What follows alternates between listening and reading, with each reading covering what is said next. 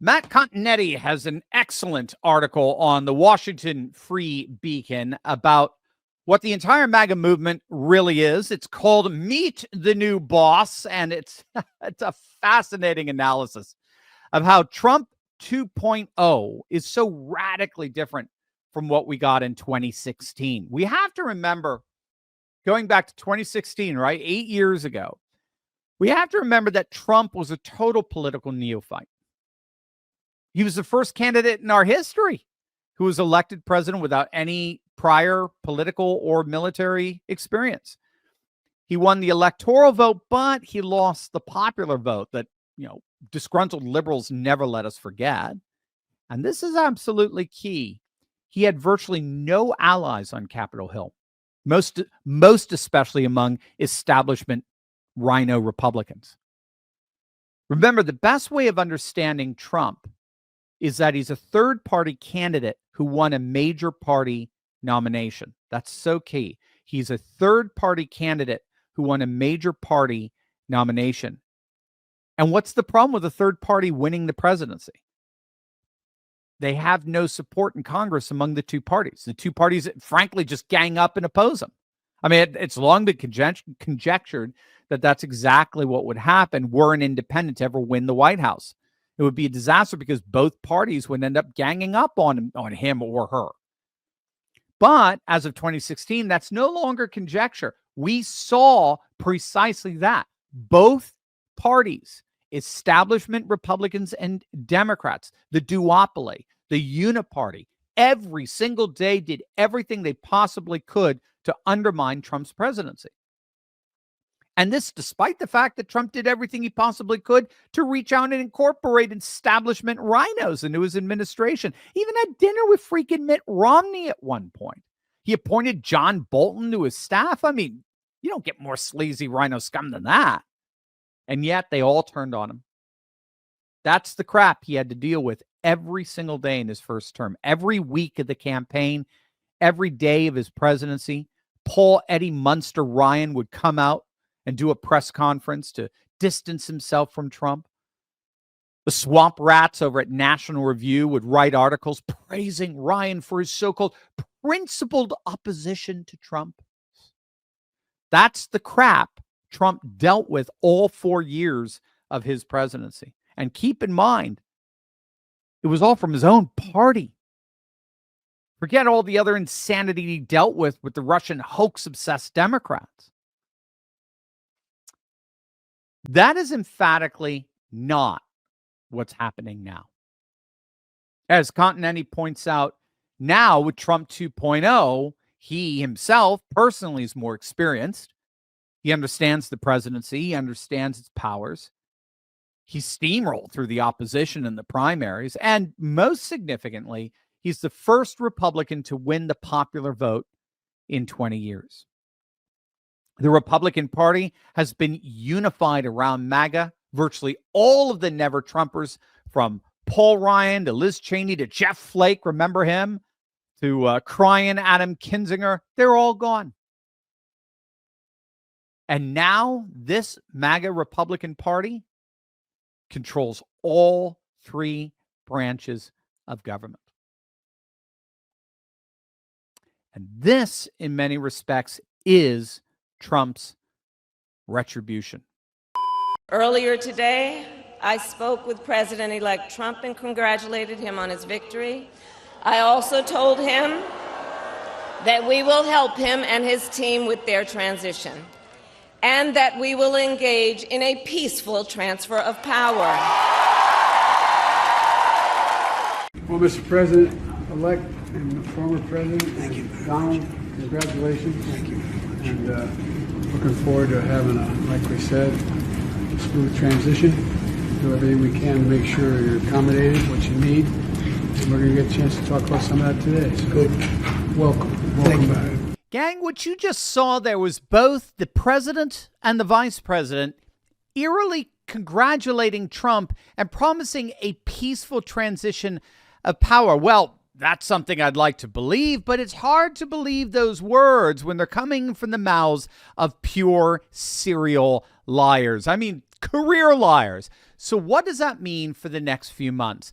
The opposite of what they're promising. So absolute chaos, economically, culturally, politically. We might be in for war for all we know. So what should you do? You should at least own some gold. The markets might be up right now, but who knows what's going to happen between now and January? You need to protect yourself against the last hurrah of the worst administration America has ever had. We know it's coming. I don't know what, but something is between now and January 20th.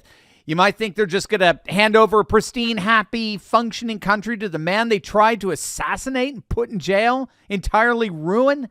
No, something's coming, and you need to be financially prepared for it. You need to talk to Goldco and protect yourself against this last battle. Get some gold in your portfolio. In the coming months, you'll be glad that you did. Click the link in the description below or scan the QR code and just chat with them. You'll be glad that you did. His galvanizing the Republican Party around MAGA is now giving him the absolute unfettered boldness to dismantle the entire regime. That's exactly what Megyn Kelly's talking about. How Matt Gaetz, as Attorney General, is simply the consequence of the establishment working against Trump these last 8 years. Gaetz is merely a mirror of the establishment's own devious failures. Check it out. Donald Trump and your chosen Attorney General has turned you over to Robert Mueller, who then ruined your first term as president with a bunch of Then you leave office, and the next guy's Attorney General is behind not one, but two criminal prosecutions of you, and his DOJ is cooperating with not one, but two state prosecutions of you in a bridge that's never been crossed in our 250-year history as a nation. Then I, too, might prize loyalty to me above all other qualities and go with a guy like Matt Gaetz. Who can blame Trump for trying to pick the most loyal soldier he can find for this position? Again, that's the key. I mean, Gaetz is the mirror of the establishment's own conniving failures. He is the consequence of their politics of personal destruction, which ironically have been launched against Matt Gaetz, as I'm sure you're all well aware. You'll notice that the John Cornines of the world and the Trey Gowdies of the world, they never, ever, ever. Gowdy is he's just a lapdog for Murdoch on Fox. They never question the integrity of the deep state. They never question the integrity of these character assassination investigations. They love them. They live by them because they give them the cover to then oppose the very people the establishment wants out. It's all of these character assassination investigations, and they're always seedy. You ever notice that? They always involve underage kids and stuff. Always, without question. Very interesting, huh? We talk about projection a lot on this channel. Very interesting. But those investigations give the cover for people like John Cornine to run around and oppose the very people who are going to turn Washington upside down. This is exactly what happened to Roy Moore from Alabama, if you recall. Mitch McConnell made sure that the deep state operatives fabricate a bunch of smutty details surrounding him. They leak it to the press. The press publishes it. Does this all sound familiar? The press publishes it. And then what does Mitch McConnell do? He skips around Washington saying, well, this is exactly why Roy Moore can never come to D.C. That's the cybernetic loop, as it were, of the politics of personal destruction. Establishment politicians put a target on a disruptor's back. The investigative agencies concoct a bunch of salacious accusations. They leak them to the press. And then the establishment politicians, after the headlines are published, get to close the loop by openly opposing this disruptor, with the press finishing the job saying, this disruptor's DOA. This disruptor has no future in Washington. He'll never be confirmed now.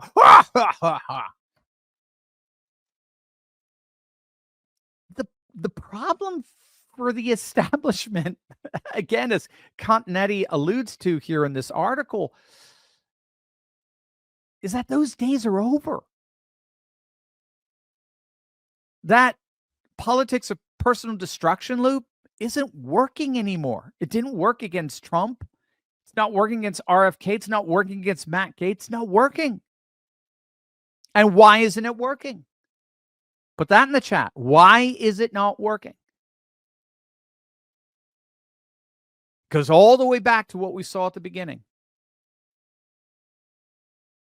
It's because the American people have largely lost all trust and confidence in both the government and the legacy media. That's why all of the hysterics, all the hyperventilating temper tantrums on CNN and MSNBC are going nowhere. That's why all the virtue signaling from rhinos like John Cornyn are going nowhere. And it's precisely because of this dynamic we talk about all the time on this channel. Again, you'll make sure to smack that bell and subscribe button, because then you'll get all these very cool social terms here, sociology terms. The dynamic of delegitimation, or sometimes referred to as delegitimization. So you can trip over your tongue when you say that. The only way that public institutions are able to function is if the majority of the population trusts those institutions. Public institutions have a privileged status in any society, in that everyone avails themselves of them, right? In some way, shape, or form. But the only way they can maintain that privileged position in society is if the vast majority of the population trusts that the institutions are there for the benefit of all. The moment that a significant number of that population reaches what we might call a tipping point of distrust, where they find that the public institutions no longer serve the common good, they will turn on those institutions. They will turn on them. And oftentimes those institutions are completely defenseless to do anything about. Just ask the Berlin Wall. Take a look at just take a look at the Berlin Wall. Take a look at the Soviet Union. That's what happens when you have a critical mass, a tipping point of the population that no longer trusts in the legitimacy of the institutions.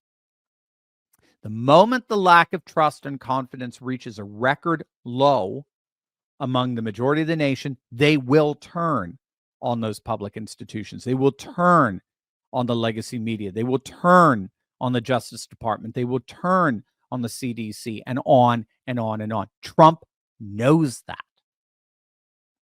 He knows that the majority of his party in Washington, D.C. knows that.